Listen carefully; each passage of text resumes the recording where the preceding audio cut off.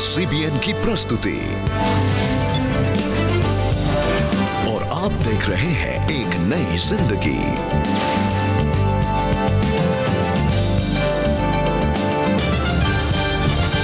Good morning दोस्तों, एक नई सुबह और एक नई जिंदगी में आपका स्वागत है। गुड मॉर्निंग दोस्तों, बहुत बहुत स्वागत है आपका आज के प्रोग्राम में और आशा करते हैं कि आप और हम मिलकर आज काइंडनेस के बारे में कुछ नया सीखेंगे और जानेंगे। बिल्कुल सही रेबेका, काइंडनेस मतलब करुणा और भलाई, और अलग अलग रोज अलग अलग ढंग से हम उसके अलग अलग पहलुओं को हम सोच रहे हैं, स्टडी कर रहे हैं, जान रहे हैं और उम्मीद करते हैं दर्शकों की आज भी हमें बहुत कुछ सीखने को मिलेगा इस काइंडनेस के बारे में, इस करुणा और भलाई के बारे में। जी बिल्कुल, इनफैक्ट आज हम जानने वाले हैं कि जब हम एक दूसरे को भलाई दिखाते हैं तो परमेश्वर हमारे जीवन में आशीषें लेकर आता है, और ये जो आशीषें हैं ये हमारे जीवन के बंद दरवाज़ों को खोल देती हैं। तभी एक बहुत फेमस कहावत है जो कहती है कि kindness is a passport that opens doors and fashions friends, it softens hearts and it moulds relationships that can last a life time. कितनी अच्छी कहावत है ये। ब्यूटीफुल कि कितनी खूबसूरत। सॉफ्टन्स हार्ट, जो कठोर हृदयों को भी मोम कर देता है जब आप किसी को करुणा और भलाई दिखाते हैं। जी बिल्कुल। आइए दोस्तों, इसी विचार के साथ आज हम आपकी मुलाकात कराएं गौरव जौहरी से। उनकी औरत ने, उनकी पत्नी को बच्चा नहीं हो रहा था और उनके पास संतान का सुख नहीं था, तो उन्होंने सोचा कि क्यों ना हम एक संतान गोद ले लें। इस डिसीजन का उनके जीवन में क्या परिणाम हुआ, आइए उन्हीं से मिलकर हम जानें। गाजियाबाद के रहने वाले गौरव जौहरी, शादी के कुछ दिन बाद उनकी वाइफ को कंसीव करने में परेशानी होने लगी। 2 बार मेरी वाइफ ने कंसीव किया, लेकिन दोनों बार 3rd मंथ में मिसकैरेज हो जाता था और हम बहुत हताश और निराश हो जाते थे और हम खुदा से कहते थे क्या खुदा हम इस खुशी के लायक नहीं है। लेकिन हमने बहुत से डॉक्टरों को दिखाया, बहुत जगह इलाज कराया, लेकिन कोई होप नहीं दिखी। लास्ट होप हमारे पास बचती थी IVF की। हम IVF के लिए गए। डॉक्टर्स ने हमें रिकमेंड किया कि हम IVF तो कर देंगे, आप इतना पेन लेंगे और उसके बाद भी आपका बेबी 3 मंथ्स बाद मिसकैरेज हो जाएगा। ये सुनकर हमारे पैरों तले ज़मीन निकल गई और हम सोचने लगे कि हम कभी माँ बाप नहीं बन सकते, और डॉक्टर ने हमारे पेपर पे हमें लिख के दे दिया कि आप कभी माँ बाप नहीं बन पाएंगे। तो हम पूरी तरीके से टूट गए। मैंने तो किसी तरीके से अपने आप को संभाल लिया, अपनी वाइफ के आगे अपने दुख को नहीं दिखाया, लेकिन मैं अपनी वाइफ का दुख ना देख पा रहा था क्योंकि वो बहुत निराश रहती थी। मैं दूसरे के बच्चों को देखती थी तो मुझे अंदर से बहुत फील होता था, बहुत बुरा लगता था कि मेरे पास क्यों नहीं है। और बहुत से लोग थे जो मुझे देख करके अजीब अजीब बातें करते थे, पूछते थे मुझसे कि आपने अभी तक क्यों नहीं करा, इतना टाइम हो गया शादी को, अभी तक बेबी क्यों नहीं हुआ। तो ये सारी चीज़ें थी जो मुझे अंदर ही अंदर बहुत कचोटती थी, फील होती थी। इस निराशा भरी जिंदगी से नाखुश गौरव और उनकी वाइफ ने अपना ध्यान परमेश्वर की ओर लगाना शुरू कर दिया। बाइबल पढ़ते थे और मैंने अपनी वाइफ को बोला शायद ये इसीलिए है कि हम खुदा के और नज़दीक आ पाएँ। और मैंने अपनी वाइफ को बोला कि खुदा तुम्हें ज़रूर देगा, क्योंकि उसने हन्ना की प्रार्थना सुनी जब उसने उसको औलाद दी, तो तुम कैसे वंचित रह जाओगे। और हम खुदा की दया के लिए उसकी बाट जोते रहे। वक्त गुजरता गया और उनकी जिंदगी के 6 साल और निकल गए और अंत में गौरव और उनकी वाइफ ने एक फैसला किया कि वो एक बच्चे को अडॉप्ट कर लेंगे। और मैंने कारा का फॉर्म निकाला और कारा का फॉर्म जब मैं भरने लगा तो भरते भरते मैंने खुदा से प्रार्थना की कि खुदा बाप मुझे बता क्या मैं सही हूँ। तब खुदा का एक वचन मुझे मिला, मत डर मैं तेरे साथ हूँ, इधर उधर मत ताक मैं तेरा परमेश्वर हूँ। और एक अंदर से आवाज़ आई मेरे कि क्या तुझे मुझ पे शक है। फॉर्म वहीं पे स्टॉप हो गया क्योंकि उसमें फिटनेस सर्टिफिकेट लगने थे और मैं उसे भर नहीं पाया। लेकिन परमेश्वर की योजना तो उनकी जिंदगी में कुछ और ही थी। कुछ दिन बाद ही मेरी वाइफ को ऐसा लगा उसने कंसीव किया हुआ है, लेकिन हम श्योर नहीं थे क्योंकि पहले भी कई बार ऐसा हो चुका था। तो हम डॉक्टर के पास गए और डॉक्टर ने हमें ये चीज़ डिक्लेयर की कि हाँ मेरी वाइफ ने कंसीव किया हुआ है। वो 3 महीने हमारे लिए बहुत क्रूशियल थे, लेकिन वो 3 महीने भी यूं ही निकल गए और 5th मंथ में डॉक्टर ने हमें बताया कि बेबी को डाउन सिंड्रोम है और वो एबनॉर्मलिटीज़ के साथ पैदा होगा। और हमारे पैरों तले ज़मीन निकल गई और हम सोचने लगे और दुआ करने लगे और प्रार्थना करने लगे ताकि प्रभु यीशु मसीह की दया हो। फिर 7वें महीने में बेबी का फ्लूइड ख़त्म होने लगा और डॉक्टर ने बोला कि उसे अभी ही हमें ऑपरेट करना पड़ेगा। और इसको क्लीन करके मेरे पास लेके आए। इसको मैंने देखा, ये बहुत सुंदर था, इसके अंदर कोई कमी नहीं थी, किसी भी तरीके की कोई एबनॉर्मलिटी नहीं थी। और ये खुदा बाप का अनुग्रह था, खुदा बाप की दया थी हम पे कि खुदा बाप ने इसको हमको दिया। वो सिर्फ 1.9 किलो का था और हम बहुत डर रहे थे कि वो इतना छोटा इस दुनिया में कैसे सर्वाइव कर पाएगा।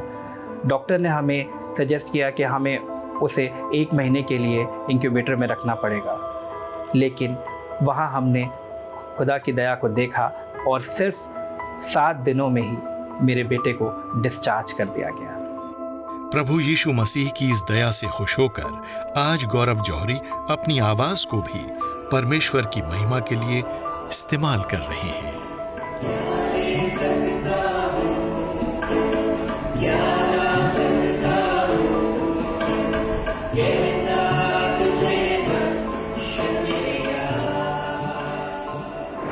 बाइबल में भी एक ऐसी स्टोरी जो हमें इस बात का यकीन दिला देती कि दुनिया वाले भूल जाएं जो हम अच्छे कार्य करते हैं। आप तो बोलते हैं कि हम करो, नेकी करो, दरिया में डालो। ठीक है, दरिया में डाल दीजिए, पर एक है जिसने उस दरिया को बनाया है, उस समुंदर को बनाया है, वो परमेश्वर है।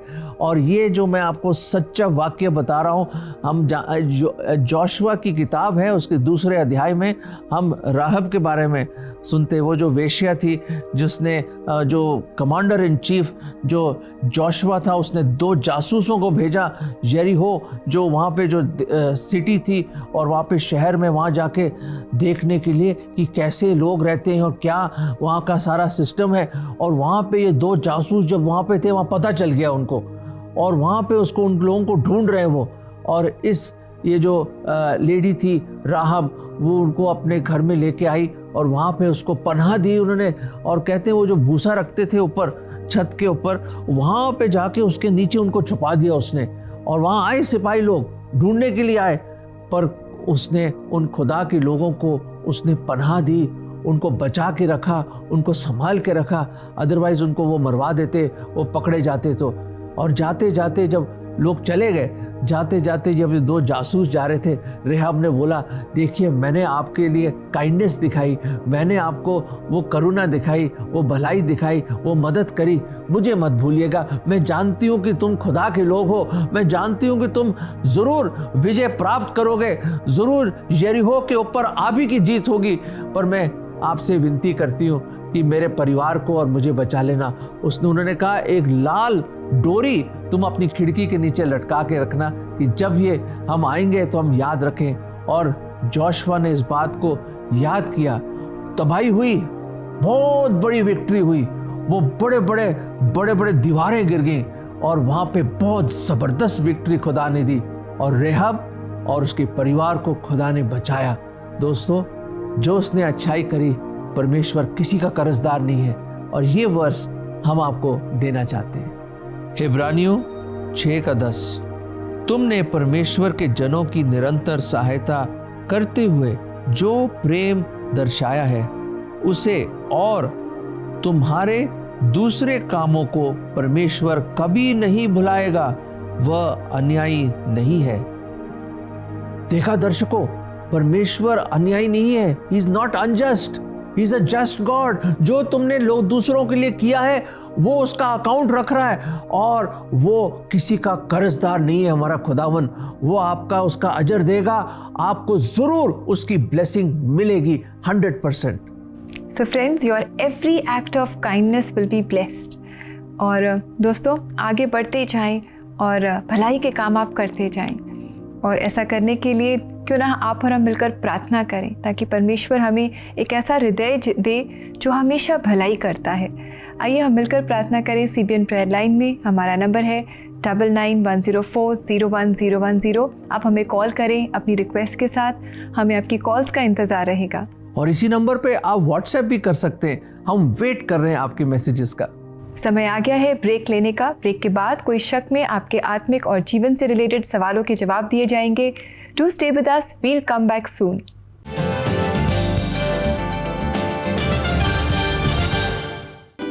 एक नई जिंदगी के लोकप्रिय segment church choir and concert के जरिए हमने क्रिश्चियन हिम्स और सदाबहार गीतों को रिकॉर्ड और पेश किया। मैं कभी तुम्हारा साथ ना छोड़ूंगा। और इस बार चर्च कॉयर एंड कॉन्सर्ट में हम ला रहे हैं Pentecostal church of God Jodhpur से। इनके कॉयर गानों को सुनने के लिए आप देखते रहें एक नई जिंदगी। राहों में कांटे अगर हो, रुकना नहीं, चलते जाना। यीशु तेरे साथ है, ये तू विश्वास करना। आपकी चर्च कॉयर के लिए भी हम लाए हैं एक सुनहरा अवसर। अगर आपकी कॉयर भी जोश और जज्बे से भरी है तो 99104-01010 connect@cbnindia.org या www.cbnindia.org पर हमसे संपर्क करिए। शायद जल्द ही आपकी कॉयर भी नेशनल टीवी पर हो।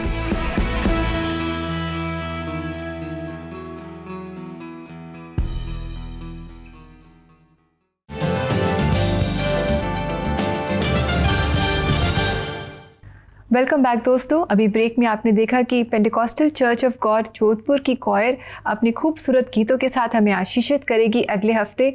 तो आप हमारे साथ जुड़े रहें और इन गीतों से आप भी आशीष पाएं।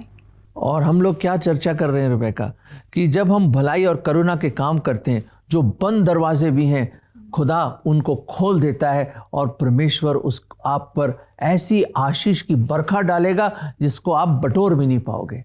आइए आगे बढ़ें और आपके आत्मिक और जीवन से रिलेटेड सवालों के हम जवाब दें। तो अब समय आ गया है कोई शक का।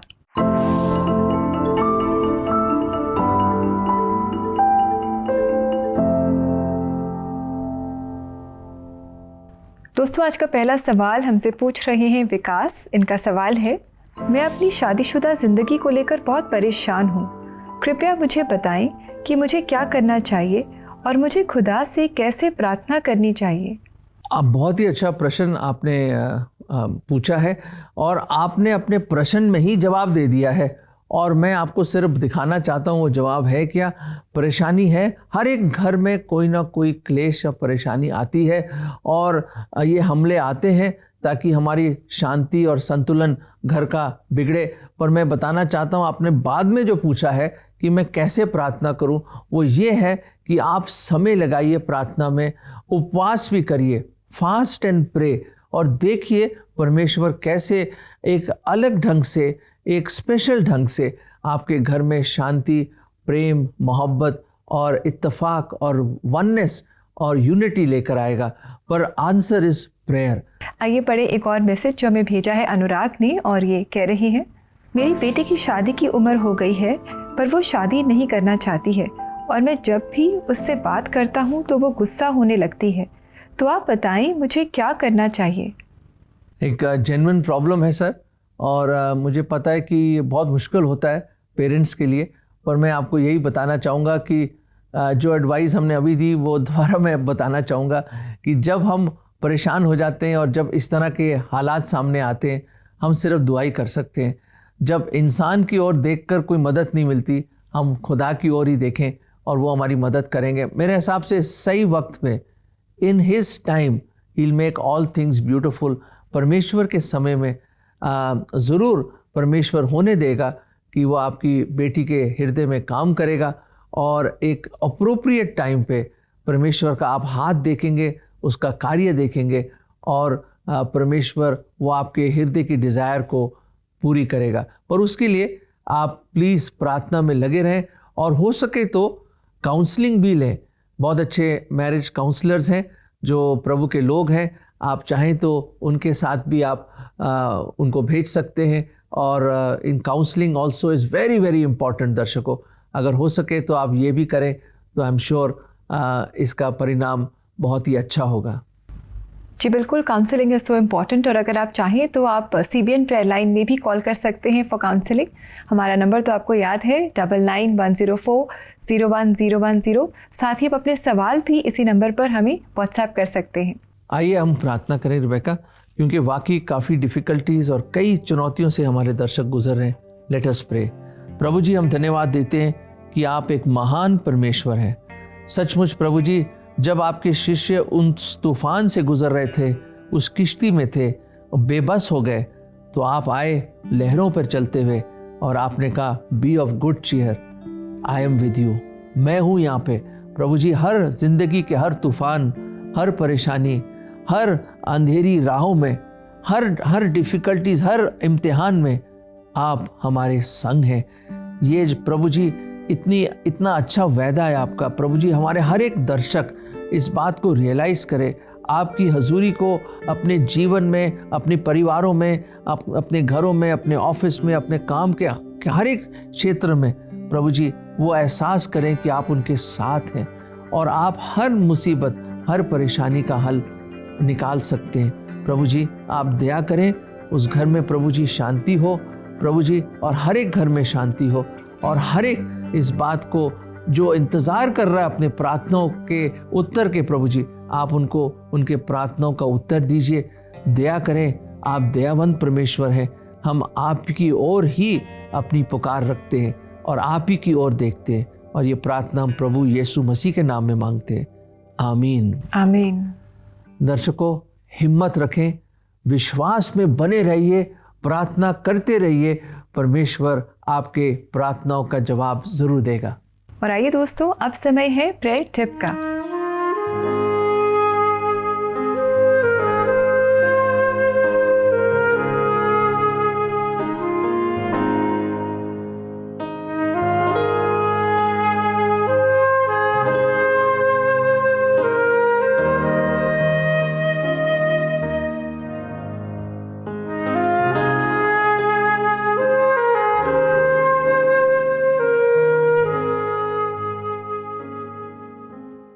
दोस्तों, काइंड एक्ट्स करने के लिए, भले काम करने के लिए बहुत ज़रूरी है कि हमारे में समझ हो, बुद्धि हो, साथ में बहुत इंड्योरेंस हो, सहनशीलता हो, धीरज हो।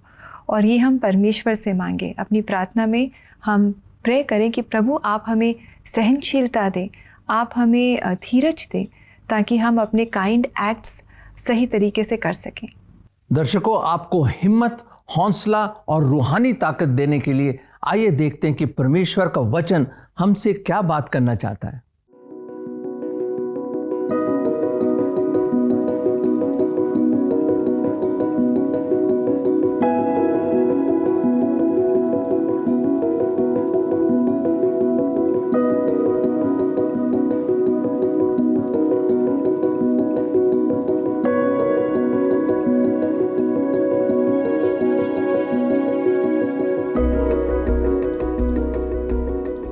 वाह, क्या वसूख मिलता है, क्या प्रभु के वचन में कितनी जबरदस्त ताकत और प्रॉमिस है। खुदा कहता है विद एवर लास्टिंग काइंडनेस, सनातन से सनातन तक रहने वाली जो भलाई है मेरी, और मैं आपके ऊपर अपनी करुणा दिखाता हूं।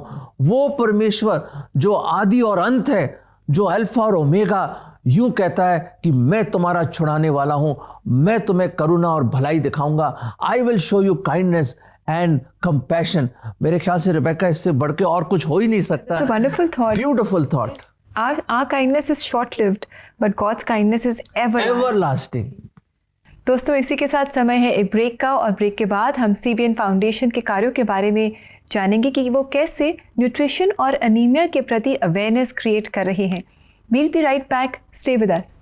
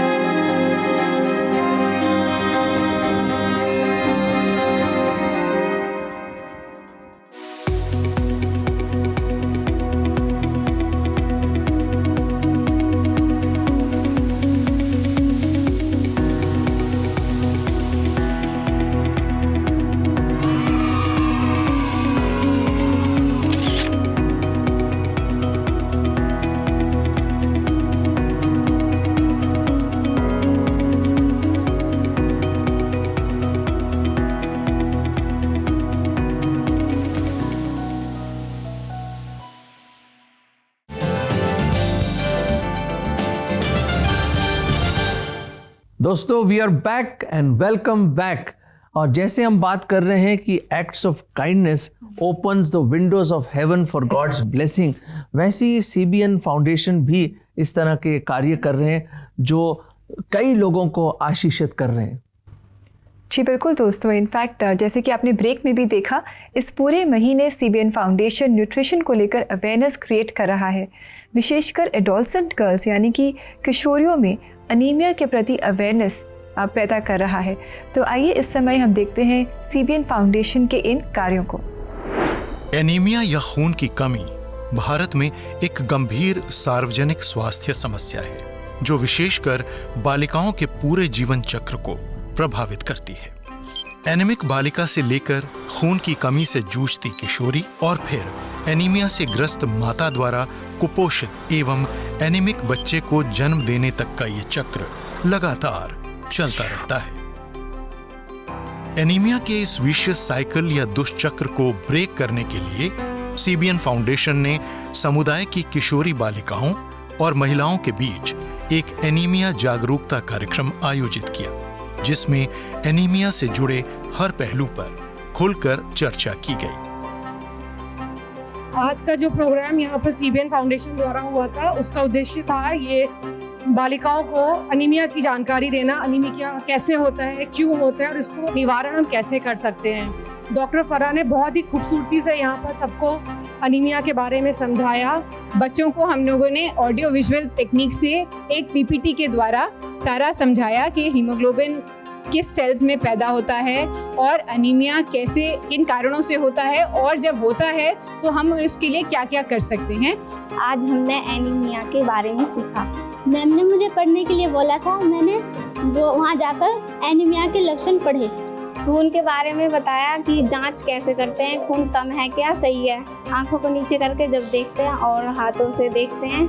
इस कार्यक्रम को रोचक बनाते हुए एक प्रश्नोत्तरी का खेल भी खेला गया, जिसमें सभी पार्टिसिपेंट्स ने बढ़ चढ़कर हिस्सा लिया। बच्चों के संग हम लोगों ने गेम्स खेले, उनको टीम्स में बांटा और बच्चों को बहुत मजा आया गेम खेलते वक्त। और जिस टीम ने सबसे ज्यादा आंसर किया उसे गोल्ड मेडल मिला गया। आज मैंने क्वेश्चन आंसर खेल खेला, मुझे बहुत अच्छा लगा, मुझे मेडल मिला। उसमें मैम ने क्वेश्चन पूछे जिनमें हम टीम ने मिलकर सबने एक साथ जवाब दिया। क्वेश्चन पूछे गए थे, उसके आंसर दिए थे हमारी टीमों ने। जब हमारी टीम जीती तो हमें मेडल मिला। एनीमिया की गंभीरता पर बल देते हुए अवेयरनेस सेशन के बाद वॉलंटरी ब्लड टेस्ट की सुविधा भी उपलब्ध कराई गई। We came here to take the sample of the community people to know their hemoglobin levels, like whether it is anemic or not. आज एनीमिया की जांच के लिए आज हमें ब्लड टेस्ट करवाया गया। आज मेरी खून की जांच हुई, जिससे मुझे पता लगेगा कि मुझे एनीमिया है या नहीं। समुदाय में निरंतर जागरूकता लाते हुए एनीमिया और कुपोषण के इस दुष्चक्र को तोड़ने में CBN फाउंडेशन का सहयोग दें। बहुत ही अच्छा कार्य है रेबेका। बच्चों को स्वस्थ रहना, हेल्दी रहना बहुत ही इम्पोर्टेंट है, खास तौर से जब वो छोटी उम्र में जब वो ग्रो कर रहे होते हैं और जब उनकी बढ़ोतरी सही नहीं होती तो बहुत मुश्किल होती है, बीमारियां लग जाती हैं। पर सही न्यूट्रिशन और सही हेल्थ हो तो बच्चों का जो विकास है और जो मेंटल डेवलपमेंट, फिजिकल डेवलपमेंट बहुत ही अच्छी तरह होता है। और कितना अच्छा है कि CBN फाउंडेशन ने इस कार्य में पहल की है। और दोस्तों, अगर आप भी CBN फाउंडेशन के कार्यों में यकीन रखते हैं और उनका साथ देना चाहते हैं तो इसी समय आप उनकी वेबसाइट पर लॉगिन करें। www.cbnf.org इनका एड्रेस है और आप अपने अनुदान के साथ, अपनी सहभागिता के साथ आप उन्हें आशीषित करें। और याद रखें कि आपके सब अनुदान टैक्स फ्री हैं, टैक्स एग्जेम्प्टेड हैं। So be quick, join hands with them and be blessed in this good work. और हमने इस एपिसोड में क्या सीखा? राहाब की ज़िंदगी से देखा कैसे उसने उन 2 जासूसों की मदद करी, खुदा के लोगों की मदद करी, छुपाया, उनको बचाया और परमेश्वर ने उसको याद किया जब पूरा सिटी तबाह हो गया, जला के राख कर दिया उन्होंने, पर वही परिवार बचा। याद रखें, परमेश्वर किसी का कर्जदार नहीं है। जो भी कार्य आप करते हैं उसके नाम में उसका अजर, उसकी ब्लेसिंग आपको 100% मिलेगी। So just wait and receive the blessings from God. पर करते रहिए acts and works of kindness. Yes friends, keep doing your acts of kindness. Now it's time to say goodbye. कल दोबारा हाजिर होंगे हम एक और एपिसोड के साथ, और आप पहचान कौन क्विज में हमारे साथ ज़रूर जुड़िएगा। जाते जाते एक बहुत ही खूबसूरत गीत है जो सेकल जीत गा रहे हैं, और ये गीत है तेरे लहू के कारण। इस गीत से आप परमेश्वर की स्तुति आराधना करें, आशीष पाएं। कल दोबारा हाजिर होंगे, तब तक के लिए नमस्कार। God bless you. कर दिया अपना जीवन मेरे नाम पे, और दे दिया अपना जीवन मेरे लिए। तेरे लहू के कारण जिंदा है, तेरे लहू के कारण जिंदा है, तेरे लहू के कारण जिंदा है, तेरे लहू के कारण जिंदा है, तेरे लहू के कारण जिंदा है, तेरे लहू के कारण जिंदा है, तेरे लहू के कारण जिंदा है, तेरे लहू के कारण जिंदा है। जय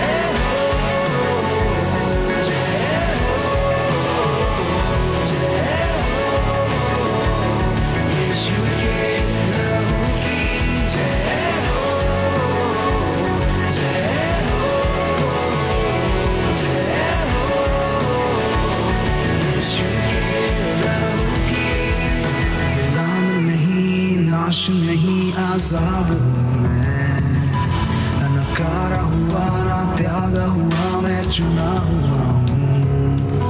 गुलाम नहीं, नाश नहीं, आजाद हूँ मैं, न नकारा हुआ ना त्यागा हुआ, मैं चुना हुआ हूँ। तूने दे दिया बेटा मेरे लिए, और कर दिया रिहा वापस तूने मुझे। तूने चुन लिया सलीब को मेरे लिए,